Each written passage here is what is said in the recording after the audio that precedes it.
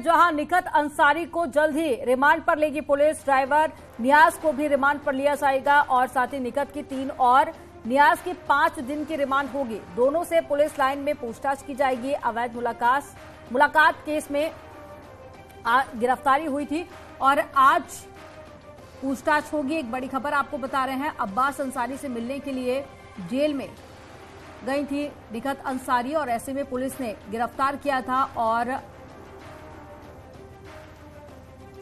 3 दिन पहले गिरफ्तारी हुई थी निखत अंसारी की और ऐसे में आज पुलिस रिमांड पर लेगी और साथ ही ड्राइवर को भी रिमांड पर लिया जाएगा और दोनों से पूछताछ होगी।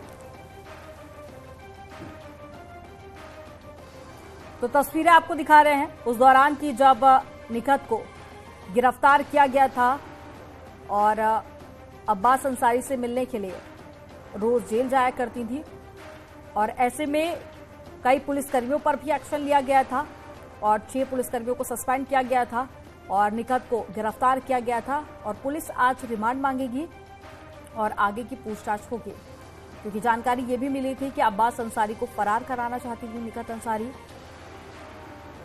तो क्या कुछ कारण है इसके पीछे, इन तमाम पहलुओं पर पुलिस जांच पड़ताल करेगी। और ज्यादा जानकारी के साथ में अखिलेश सोनकर फोन लाइन पर जुड़ गए हैं। अखिलेश, पुलिस रिमांड पर लेगी निखत और साथी ड्राइवर को, ऐसे में अभी तक जो पूछताछ हुई है उसमें क्या कुछ निकलकर सामने आया है और ताजा अपडेट क्या आपके पास?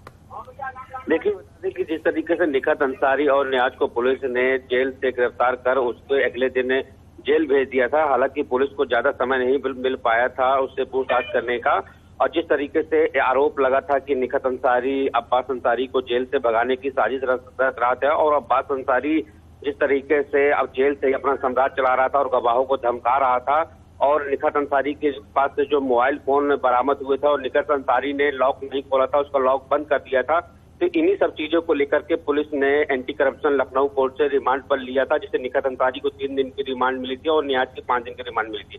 जिस पर आज पुलिस 10 बजे निखत अंसारी और उसके ड्राइवर नियाज को हिरासत में लेगी, जिसके बाद कड़ी सुरक्षा व्यवस्था के बीच उसे पुलिस लाइन में रखकर निखत अंसारी से मोबाइल का लॉक खुलवाया जाएगा, जिसके मोबाइल को चेक किया जाएगा कि उसमें क्या क्या साक्ष्य है, किस तरीके की कॉल डिटेल है, उसको भी चेक किया जाएगा और न्याय से भी पूछताछ की जाएगी कि जो न्याय का मोबाइल फोन नहीं मिला था उस फोन को बरामद करने की। इसके साथ ही जिस तरीके से निखत अंसारी किसकी मदद लेती थी यहाँ रहने के लिए, तो उन सब बड़े चेहरों को पुलिस चिन्हित करेगी, इसके बाद कार्रवाई करेगी। तो इलेक्ट्रॉनिक डिवाइस के आधार पर भी जांच होगी, तो माना जा सकता है कि कुछ बड़े खुलासे होंगे। तमाम जानकारी साझा करने के लिए बहुत शुक्रिया आपका।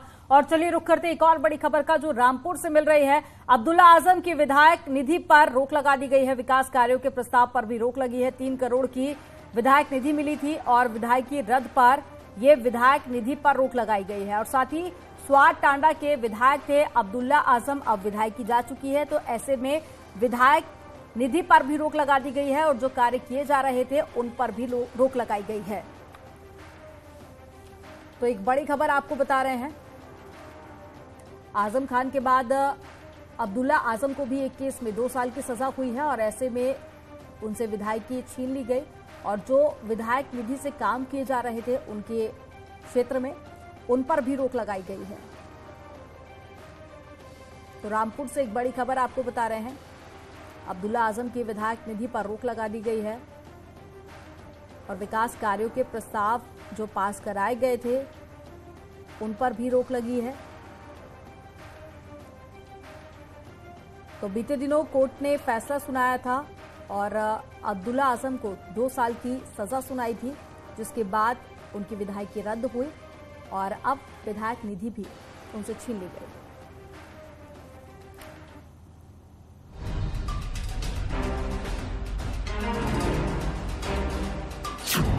आजम खान को एक और बड़ा झटका।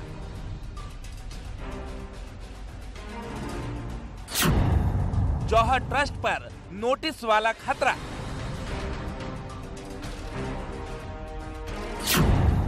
जौहर शोध संस्थान से अब छोड़ना होगा कब्जा।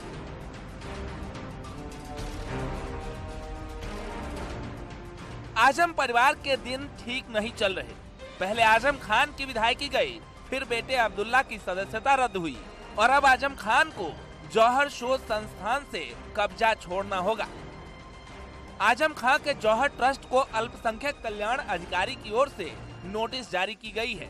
इसमें 15 दिन के भीतर जौहर शोध संस्थान से कब्जा छोड़ने के लिए कहा गया है।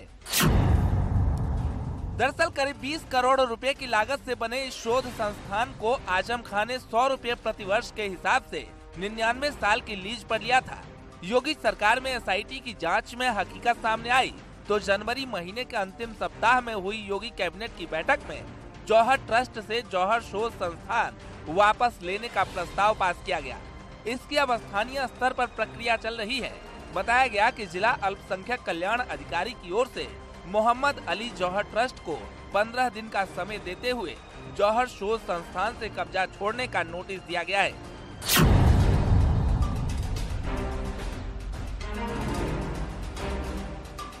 सपा सरकार में कद्दावर मंत्री आजम खान ने अल्पसंख्यक कल्याण विभाग का सरकारी शोध संस्थान अपने निजी ट्रस्ट में लीज पर लिया था। आरोप है कि इसके लिए कई बार नियमों को भी बदला गया। यहाँ तक कि शोध संस्थान के उद्देश्यों को भी सपा सरकार ने बदल दिया था और अब जौहर ट्रस्ट के सरकारी शोध संस्थान में रामपुर पब्लिक स्कूल चलाया जा रहा है। ये वही मौलाना मोहम्मद अली जौहर शोध संस्थान की बिल्डिंग है जो सपा सरकार में बनवाई गई थी। करीब 20 करोड़ की लागत से ये बिल्डिंग बनी थी और ये इस उद्देश्य बनाई गई थी कि यहाँ पे शोध के कार्य होंगे। लेकिन सपा सरकार में ही इसको आजम खान के जौहर ट्रस्ट को 100 रुपए सालाने की लीज पर 99 साल के लिए पट्टे पर दे दिया गया, जिसके बाद इसमें जौहर ट्रस्ट द्वारा रामपुर पब्लिक स्कूल खोल दिया गया। जब इस पूरे मामले की शिकायत की गई तो प्रदेश में जब भाजपा की सरकार आई उसके बाद इसकी शिकायत की गई। शिकायत के बाद इसकी जांच की गई और जांच के बाद इसमें सही पाया गया कि यहाँ पे शोध कार्य न होकर के जौहर ट्रस्ट द्वारा रामपुर पब्लिक स्कूल चलाया जा रहा है। मतलब आजम खान को अब जौहर शोध संस्थान से भी हाथ धोना पड़ सकता है और आजम परिवार के लिए ये झटके पर झटका है।